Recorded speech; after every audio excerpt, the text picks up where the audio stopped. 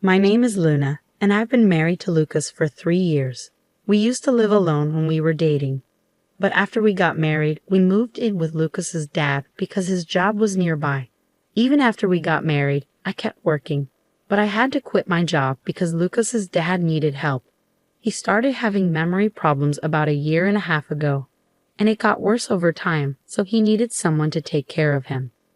At first, we thought about sending him to a nursing home, but Lucas really didn't want to.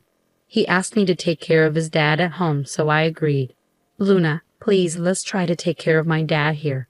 I don't want him to go to a nursing home, Lucas begged. I understood how he felt, but it was a big responsibility for me, and I wasn't sure if his dad wanted me to take care of him that much. So I asked Lucas to help me as much as he could. I had never seen Lucas beg like that before, so I thought he would support me. But taking care of his dad turned out to be harder than I thought. His dad needed help with simple things like walking, using the bathroom, and taking a bath. He could still move around, but he often tripped and fell because he couldn't support himself. So Lucas and I decided to change our house to make it safer for his dad. Even though we were still paying off debts, we realized that his dad's safety was more important. At first, Lucas helped a lot with taking care of his dad. But as time went on, he started saying he was too busy with work to help. And after about a year of taking care of his dad, he stopped helping altogether. He even started going out on his days off instead of helping me. My father-in-law's health was declining, and he needed more help with basic things like using the bathroom and taking a bath. It became too much for me to handle on my own, so I talked to my husband about it. You promised to help, didn't you? When was the last time you actually helped out? It's been months, I said to him. He needs more care than I can give him alone. I'm feeling overwhelmed, I added. I think we should seriously consider putting him in a nursing home instead of trying to take care of him at home, I suggested. We agreed to take care of him at home until the end, but at least we should consider getting professional caregivers involved. Your dad needs more help than we can give him alone, and there are people who are trained to do this. I'm not strong enough to handle everything, especially tasks like bathing, I explained. But my husband didn't agree with me. He got upset and left before we could finish talking. Lately, I've noticed he's been stressed about money. However, I couldn't keep taking care of his dad on my own. So even without my husband's approval, I started arranging for home care services. His dad was assessed as needing a high level of care, so we arranged for a caregiver to come 5 times a week for about an hour each day. We also made a plan with our long-term care insurance, so I wasn't worried about the cost. But we hit a snag on the first day of home care services. Hi, I'm Mira, your caregiver. I'm here to help you from now on, she said. Nice to meet you, Mira. I'm looking forward to working with you, I replied. While the caregiver was talking to my father-in-law, she also taught me some nursing techniques. I found her guidance really helpful and felt confident about hiring her. But when my husband came home and saw her, he got really angry. Luna, I never agreed to home care services. What's going on? He yelled at me. But I've been telling you that I can't do this all by myself anymore. I didn't do this without telling you. I'm sorry, Miss Caregiver, but please go home for today. I tried to explain, but he didn't want to listen and sent the caregiver away. Why did you arrange for home care without my permission? I'm the one who decides things around here. You're a terrible wife for not listening to me. You can handle caregiving alone. Don't waste money, especially since we still have to pay off the loan for the renovation. Why can't you see what I'm saying? I've told you many times that I can't do this all by myself, Lucas. You've stopped helping with caregiving, haven't you? That's not keeping your promise.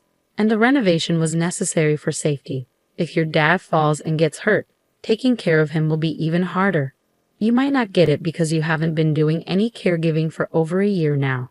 Why are you bringing this up all of a sudden? Besides, you're not working, so it's your job to take care of him, right? Who do you think is paying off the loan for that renovation? No matter how much I tried to explain, my husband didn't understand. He really believes that I should do everything by myself.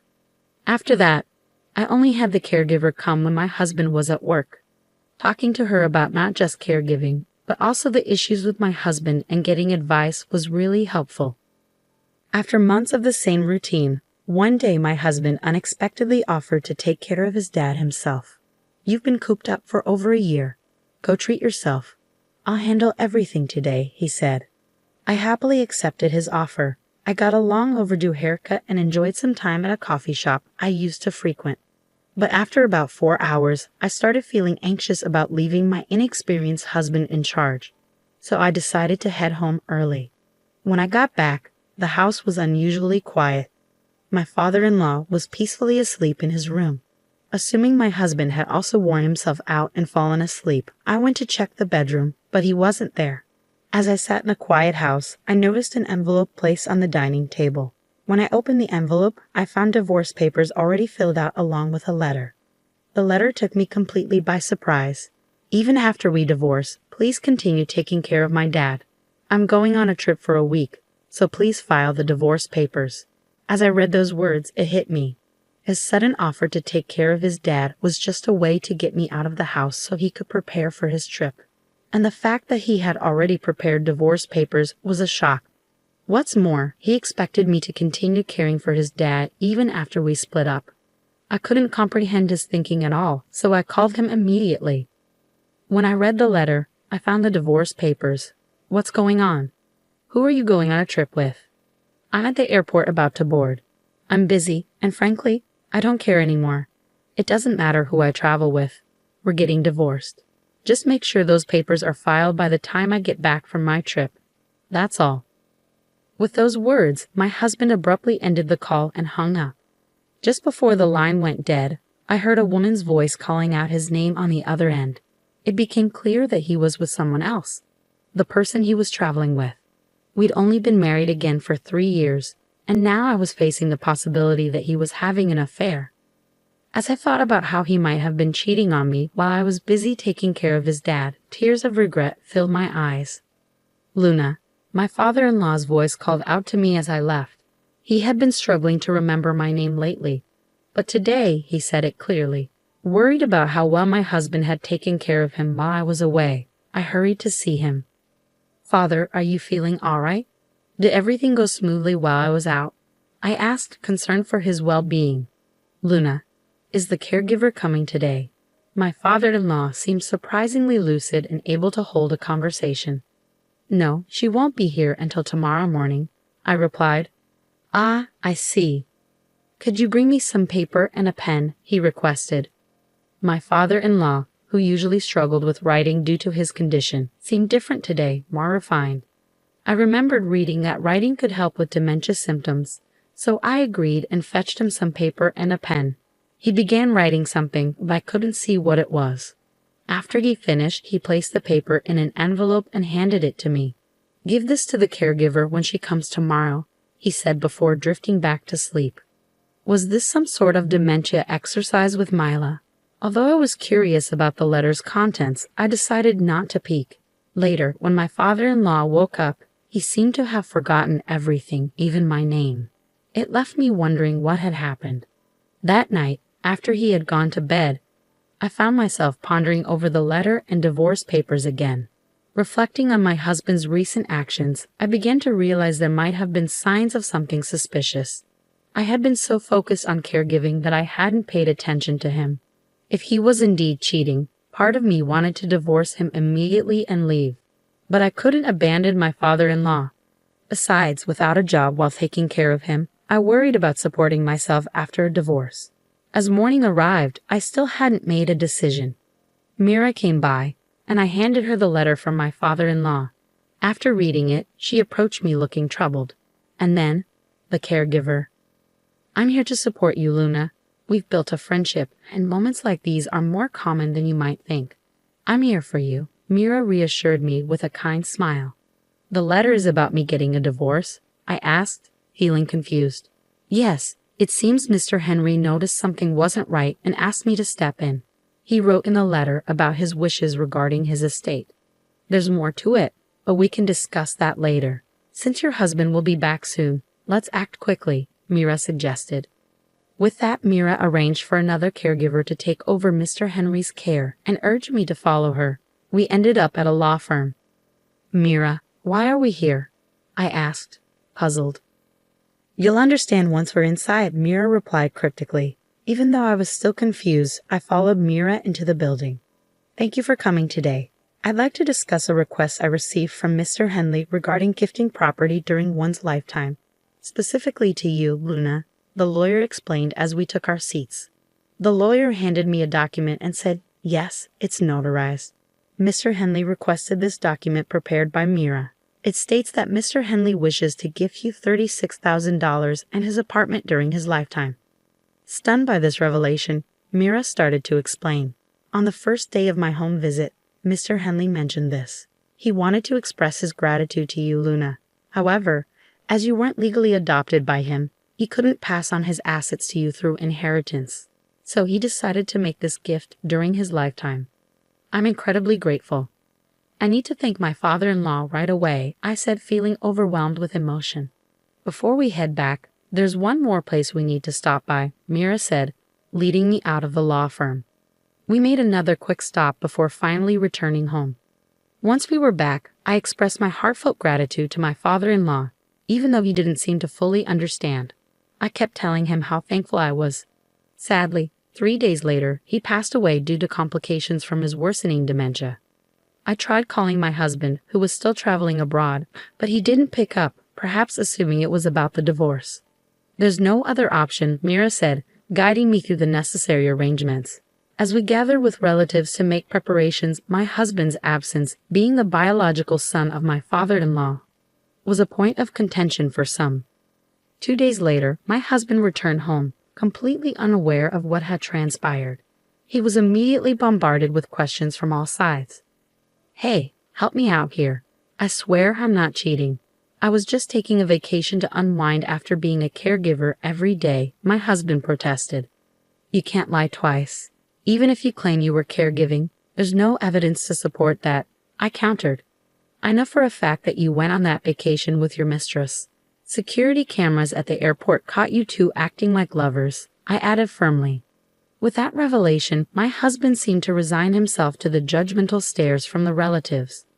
Several days later, once the tension had eased, I proceeded to file for divorce.